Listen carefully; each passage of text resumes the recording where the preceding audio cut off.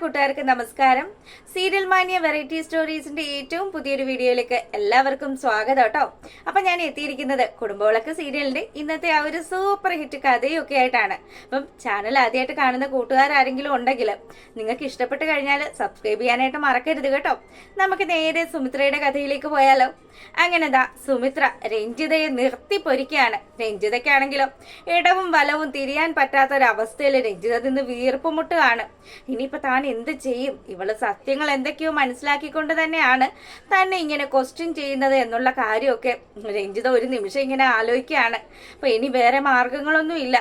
ആ ഒരു രോഹിത്തിനെ മരിക്കുന്നതിന് 4 ദിവസം മുന്നേ രോഹിത്തിനെ കണ്ട കാര്യവും അതുപോലെ തന്നെ ആ ഒരു ഡേറ്റും ആ ഒരു ടൈമും ഏകദേശം താൻ എത്ര സമയം സംസാരിച്ചു എന്നുള്ള കാര്യങ്ങളും ഉൾപ്പെടെ താൻ എന്ത് കാര്യമാണ് രോഹിതേട്ടനോട് പറഞ്ഞതെന്നുൾപ്പെടെയുള്ള കാര്യങ്ങളാണ് സുമിത്ര ഇങ്ങനെ നിരത്തി പറയുന്നത്. അപ്പൊ ഇതൊക്കെ കേൾക്കുമ്പോഴത്തേക്കിനും രഞ്ജിതയ്ക്ക് പിടികിട്ടി. ഇവൾക്ക് എന്തൊക്കെയോ വേണ്ടപ്പെട്ട രേഖകൾ ഈ വീട്ടിൽ നിന്ന് തന്നെ കിട്ടിയിട്ടുണ്ട്. അതുകൊണ്ട് തന്നെയാണ് ഇവൾ ഇതിന് വേണ്ടിയിട്ട് ഇത്രയും കാര്യമായിട്ട് എന്നോട് സംസാരിക്കുന്നതും രോഹിതേട്ടന്റെ ഫോട്ടോയൊക്കെ എടുത്ത് ഇവിടെ തൂക്കുകയൊക്കെ ചെയ്തത്. അപ്പം സുമിത്ര കളി തുടങ്ങി. ഇനി എന്തായാലും ആ ഒരു കളി തടുക്കാനായിട്ടുള്ള കാര്യങ്ങൾ താൻ ചെയ്യണമല്ലോ. അങ്ങനെയുള്ള കാര്യങ്ങളൊക്കെ രഞ്ജിത ഇങ്ങനെ ആലോചിച്ച് നിൽക്കുമ്പോഴത്തേക്കിനും സുമിത്ര പറയുന്നുണ്ട്, അതെ, മരിച്ചുപോയ ഒരാള് ഒരിക്കലും തിരിച്ചു വരില്ല. പക്ഷേ മരിച്ചുപോയ ആള് അവശേഷിപ്പിച്ചു പോയ കുറച്ച് തെളിവുകളൊക്കെ ഉണ്ട്. ആ ഒരു തെളിവുകളൊന്നും നീ വിചാരിച്ചാല് നശിപ്പിക്കാൻ പറ്റത്തില്ല. അത് ഈശ്വരന്റെ ആ ഒരു കയ്യൊപ്പുള്ള തെളിവുകളായിരിക്കും എന്നുള്ള കാര്യം പറയാണ്. ഇത് കൂടി കേട്ട് കഴിഞ്ഞപ്പോൾ നമ്മുടെ രഞ്ജിതയുടെ ഗ്യാസ് പോയ അവസ്ഥയിലാണ്. രഞ്ജിതയാണെങ്കിലോ ഈശ്വര, അപ്പൊ ഇവൾ എന്തൊക്കെയോ മനസ്സിലാക്കിയെന്നുള്ളത് കറക്റ്റ് കാര്യമാണ്. ഇനി ഇതിന് ബദലായിട്ട് എന്തെങ്കിലും ആലോചിച്ചേ ശരിയാകുള്ളൂ എന്ന് പറഞ്ഞ് പുള്ളിക്കാരി എവിടുന്ന് നീ എന്തൊക്കെയാ സുമിത്ര പറയുന്നത്? നീ ഉദ്ദേശിക്കുന്ന പോലെയൊന്നും അല്ല കാര്യങ്ങൾ എന്നൊക്കെ പറഞ്ഞ് ദേഷ്യപ്പെട്ട് രഞ്ജിത അവിടുന്ന് അങ്ങ് പോവുകയാണ്. പോയതിന് ശേഷമാണെങ്കിലോ നമ്മളെ കാണിക്കുന്നത് സരസ്വതി അമ്മയാണ് കേട്ടോ. സരസ്വതി അമ്മയാണെങ്കിലോ ഓരോ കാര്യങ്ങളൊക്കെ ഇങ്ങനെ ഇരുന്ന് ആലോചിക്കുകയാണ്. അപ്പൊ പുള്ളിക്കാരി സമയാസമയം ജ്യൂസും ഷെയ്ക്കും അതുപോലെ തന്നെ ഫ്രൂട്ട്സും ഒക്കെ വാങ്ങിച്ച് നല്ല രീതിയിൽ ചാപ്പാടടിക്കുന്നുണ്ട്. ഇവരെ തിന്ന് മുടിപ്പിക്കാനാണോ പുള്ളിക്കാരിയുടെ ഉദ്ദേശം എന്നുള്ളത് ചെറിയ രീതിയിൽ എനിക്കൊരു സംശയം തോന്നുന്നുണ്ട്. അങ്ങനെ സുമിത്രയുടെ ആ ഒരു കാര്യങ്ങളൊക്കെ ഇങ്ങനെ ആലോചിക്കുകയാണ്.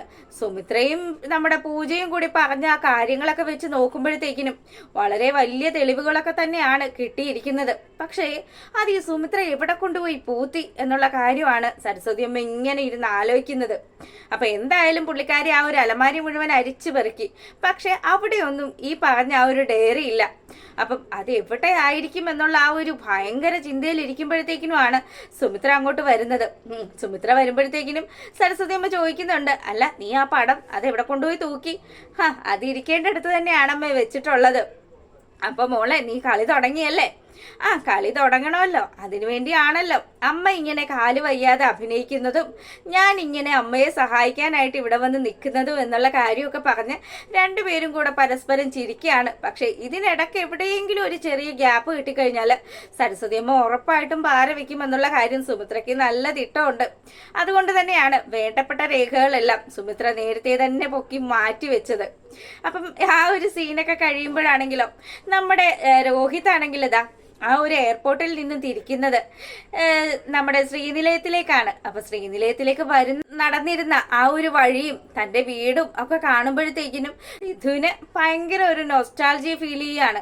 അപ്പൊ ഇവനാണെങ്കിലോ അവിടെ ആ ഒരു മുറ്റത്ത് ഇറങ്ങി നിന്നിട്ട് ഇങ്ങനെ ഓരോ കാര്യങ്ങൾ ആലോചിക്കുവാണ്. തന്റെ അച്ഛന്റെയും അമ്മയുടെയും തന്റെ മക്കളുടെയും ഭാര്യയുടെയും ഒക്കെ കൂടെ വളരെ ഹാപ്പി ആയിട്ട് താൻ ജീവിച്ചിരുന്ന ആ ഒരു സുവർണ കാലഘട്ടം അതിങ്ങനെ ആലോചിക്കുമ്പോഴത്തേക്കിനും ആ ഒരു ശ്രീനിലയത്തിന്റെ ഇപ്പോഴത്തെ അവസ്ഥ കാണുമ്പോഴത്തേക്കിനും മൊത്തത്തിൽ ഒരു ഐശ്വര്യമൊക്കെ പോയി ശോകമൂകമായിട്ട് കിടക്കുകയാണ് ശ്രീനിലയം. പക്ഷെ ആ ഒരു ശ്രീനിലയത്തിനകത്ത് നിന്നും പാട്ടും അതുപോലെ തന്നെ എന്തൊക്കെയോ മേളങ്ങളും ഒക്കെ കേൾക്കുകയാണ്. അപ്പം ശ്രീനിലയത്തിലേക്ക് കയറി ചെല്ലുന്ന സിദ്ധാർത്ഥ കാണുന്ന കാഴ്ച ഒരുപാട് പേര്, അതായത് അത്യാവശ്യം നല്ല രീതിയിൽ ഹൈറ്റും വെയിറ്റും ഒക്കെയുള്ള നമ്മുടെ പരമശിവൻ പോറ്റി വളർത്തുന്ന ആ ഒരു ഗുണ്ടകളുണ്ടല്ലോ, അവന്മാരിരുന്ന് വെള്ളം അടിക്കുന്ന ആ ഒരു സീനാണ്.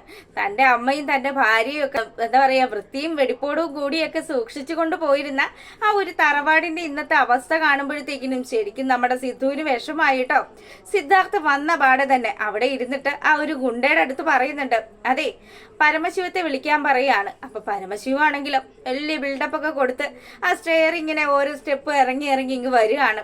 വരുന്ന സമയത്താണെങ്കിലോ സിദ്ധാർത്ഥിനെ കണ്ടതും പരമശിവ ഒന്ന് ചൂഴ്ന്ന് നോക്കുകയാണ്. അല്ല, പുതിയ ഗെറ്റപ്പിൽ ഇവിടുന്ന് പോയൊരവസ്ഥയിലല്ലല്ലോ ആശാൻ തിരികെ വന്നിരിക്കുന്നത്.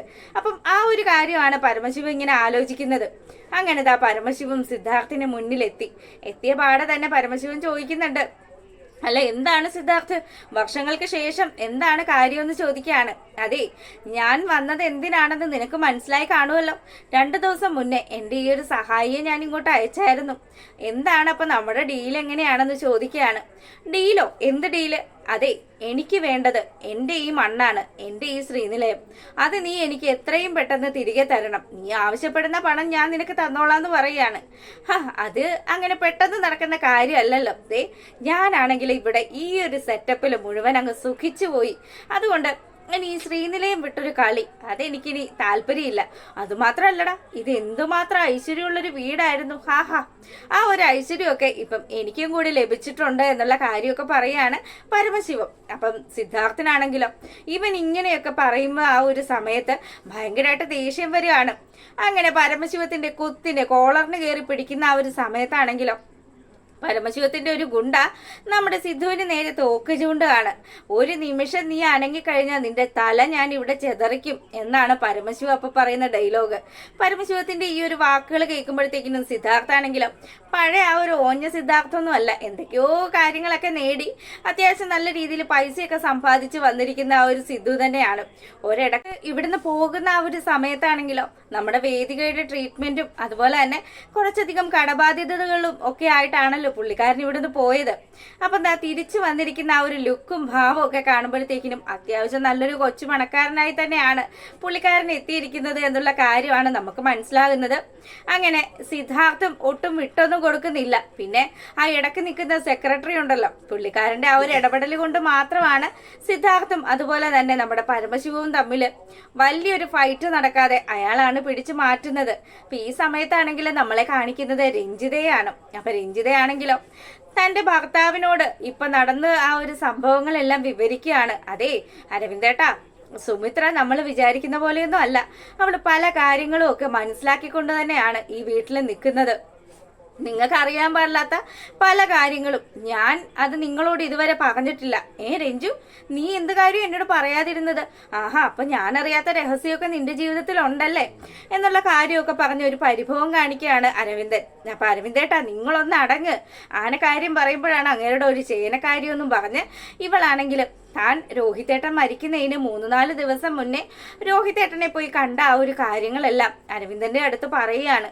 അപ്പം ഞാൻ പോയി കണ്ട ആ കാര്യങ്ങളും അതുപോലെ അവസാനം എനിക്ക് രോഹിതേട്ടനെ എന്റെ വരുതിക്ക് വരില്ലെന്ന് മനസ്സിലായപ്പം ഭീഷണിപ്പെടുത്തേണ്ടിയും കൂടി വന്നു. ആ കാര്യങ്ങളും ഒക്കെ ഇവളിതാ ഇപ്പൊ എന്നോട് ചോദ്യം ചെയ്യാണ്. ഞാൻ പക്ഷെ അതെല്ലാം നിഷേധിക്കുകയാണ് ചെയ്തത്. ഇനി ഇതേ നിങ്ങളുടെ വായിന്ന് അബദ്ധം വെച്ചാൽ ഇതൊന്നും പുറത്തു പോകരുത് എന്നുള്ള കാര്യവും താക്കീതും ഒക്കെ കൊടുത്ത് അരവിന്ദന്റെ അടുത്ത് നിന്നും രഞ്ജിത അങ്ങ് പോവുകയാണ്. അപ്പൊ ഈ സമയത്താണെങ്കിലോ നമ്മുടെ സുമിത്രയാണെങ്കിൽ ഓരോരോ സത്യങ്ങളും മനസ്സിലാക്കിക്കൊണ്ട് തന്നെ മുന്നേറുകയാണ്. അപ്പം സുമിത്രയുടെ ആ ഒരു കയ്യിൽ കിട്ടിയിരിക്കുന്ന തെളിവുകളെല്ലാം എത്രയും പെട്ടെന്ന് തന്നെ സുമിത്ര വേണ്ട രീതിയിൽ തന്നെ പ്രയോഗിക്കും എന്നുള്ള ആ ഒരു കാര്യങ്ങളൊക്കെ കാണിച്ചുകൊണ്ട് തന്നെയാണ് നമ്മുടെ ആ ഒരു കഥ വന്നിരിക്കുന്നത്. അപ്പം ചാനൽ ആദ്യമായിട്ട് കാണുന്ന കൂട്ടുകാരാണ് നിങ്ങളെങ്കിൽ ഇഷ്ടപ്പെട്ടാൽ സബ്സ്ക്രൈബ് ചെയ്യാൻ മറക്കരുത് കേട്ടോ. എല്ലാവർക്കും നല്ലൊരു ദിവസമൊക്കെ ആശംസിച്ചുകൊണ്ട് വീഡിയോ വൈൻഡപ്പ് ചെയ്യുന്നു. താങ്ക്